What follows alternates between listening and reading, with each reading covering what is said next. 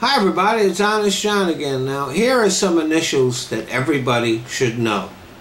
CFPB. They stand for the Consumer Financial Protection Bureau. This agency was created as part of the Dodd-Frank banking reform bill from an idea by Senator Elizabeth Warren, who was not a senator at that time.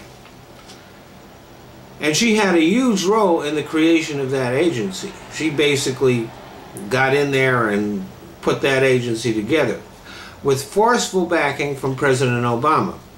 And believe me, it took a lot to get that bureau created and to give it teeth.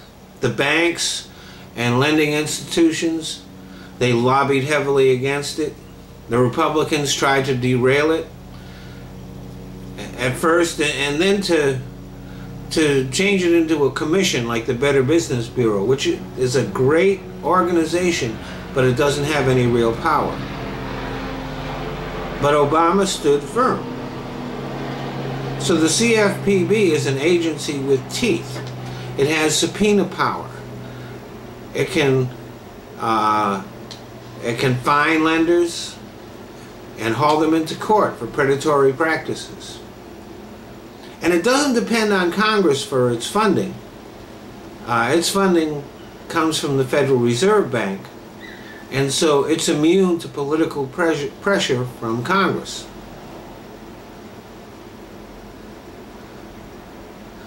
The GOP wanted to change it into a commission with no real power, but they weren't allowed to.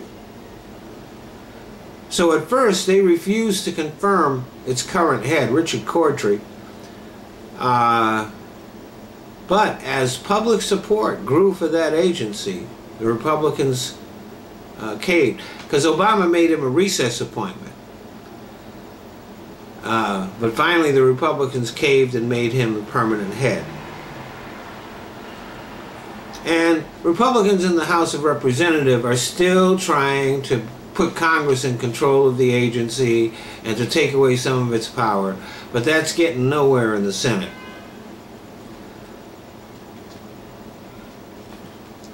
And the reason why the agency has become very popular with the general public and with consumers is because it is responsive, active, and aggressive. When they receive a complaint, and they get 67,000 complaints a month, it is assigned to a caseworker within a day.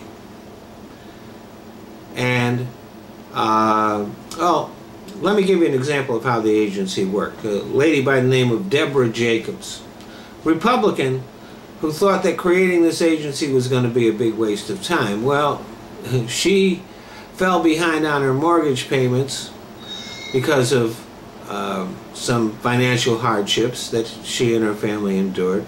So she approached the bank, which was Flagstar Bank of Michigan, to get a loan modification. And she received the modification, but when they sent her the paperwork, there was a charge of $11,500 for the loan modification. So she didn't know what to do. Like she told the banks, if I had $11,500, I wouldn't need to do a loan modification. So finally, after trying to work with the bank, which would not even discuss that fee with her, she complained to the CFPB. Within a day, she got an email back from the Bureau saying that they were on the case. And 4 days later, Flagstar Bank sent her new paperwork on the loan modification, and the $11,500 charge was eliminated. As a matter of fact, the Consumer Financial Protection Bureau has accounted for, let me get the number right, $11 billion in relief to 25 million consumers.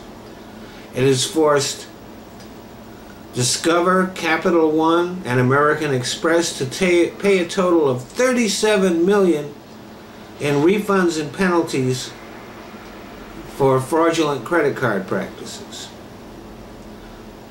And it fined the U.S. Bank $8 million. And another thing that the agency does is it posts the details of complaints on its websites, so that if somebody is having a problem with a bank or a lender, they can go to that website and see if this is a practice. But it also, because those details are on that website, it's basically shaming the banks into behaving better. In the long run, the Consumer Finance Protection Bureau is going to be another signature accomplishment of the Obama administration, right up there with the Affordable Care Act and with the Iran nuclear deal. Thanks for listening.